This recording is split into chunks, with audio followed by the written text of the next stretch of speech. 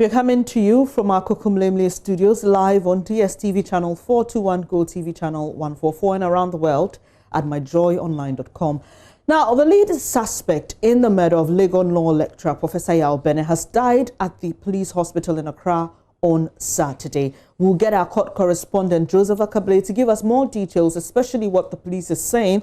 But before that, let's find out what the legal implications are for the state's case. Joining us is lawyer Martin Pegbu. Thank you so much for your time here this morning. So we understand there are two suspects on the run. The lead suspect who's passed has confessed to committing the crime. There's one person currently in custody, but generally, what does his death mean for the state's case? Okay, fine. So it all depends on the quality of the evidence that the police has. If the quality is good, okay, extremely good, then notwithstanding the death of the suspect, the police will still be able to mount their case, okay, against the rest of the surviving suspects.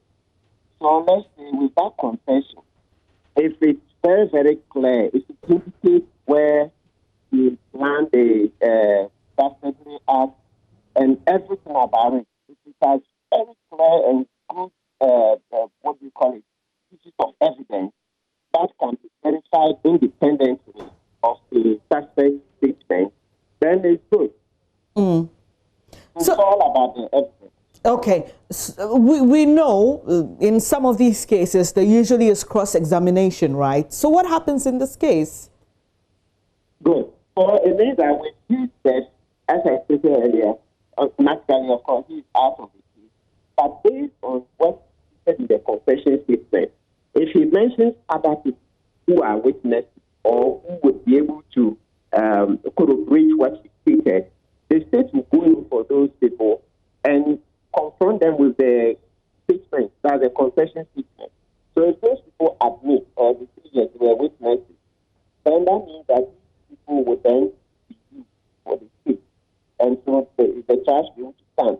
So in the same way, if the confession is not that good, it doesn't mean any other person or it doesn't give independent piece of evidence that can be corroborated, and it means that with his death, it's going to give a very hefty blow to the prosecution. Sorry, lawyer, we're struggling to hear you. The line keeps breaking. If it's possible to reposition yourself so we hear you better. So if I get you right, you're saying that it all comes down to the evidence. That is correct. That is correct. So in this case where one person has been arrested and there are two others on the run, and like you mentioned, the lead suspect who's passed on has a statement.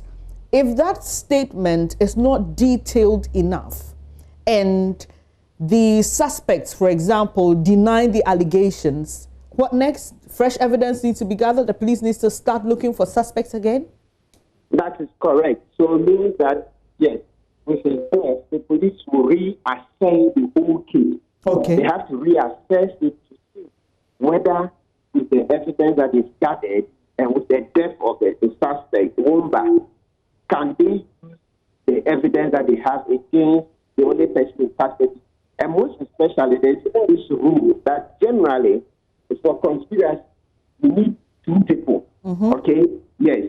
But when one dies and the evidence, you can use the evidence against the surviving person. So we still come back to the same question. What is the quality of the evidence that the police have? And for now, you and I are not in a position to be able to comment on that because we are not seized with that evidence. So all of it, time will tell.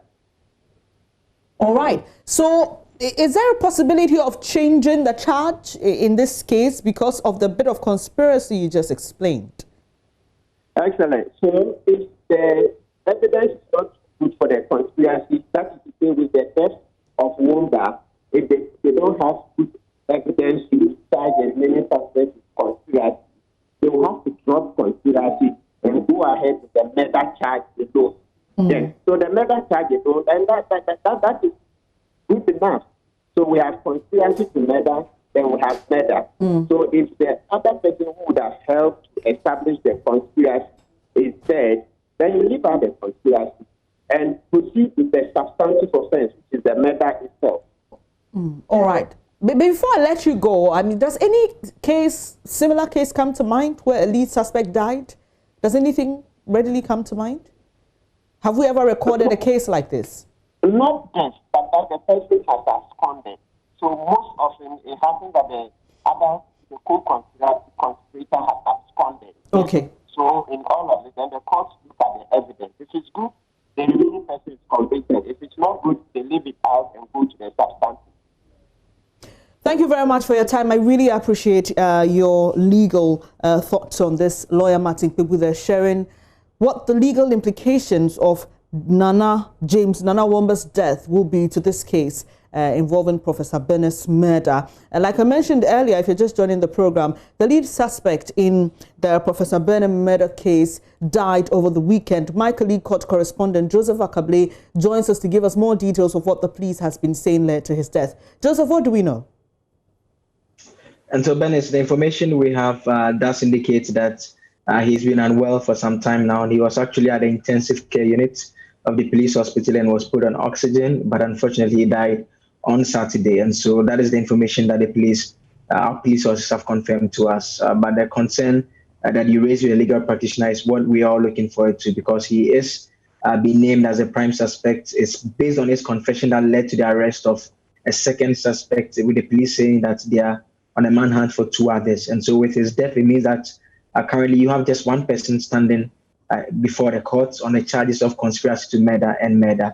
And so we look forward to the next date when we expect the states to give some direction as to what will happen going forward. And again, once the person is dead, they obviously cannot be prosecuted. And so that a decision will have to be taken on that, as well as what will be happening to the substantive case against the other accused person and the two others who are also set to be on the run. Thank you very much. Joseph Akable is our court correspondent, furnishing us with some details on what led to the death of the lead suspect in the Professor Benneh case. Like you mentioned, we understand the suspect is to reappear, has been remanded and is to reappear. That's the second one on the 25th of October, we understand. So we'll keep our eyes on the story and furnish you with details.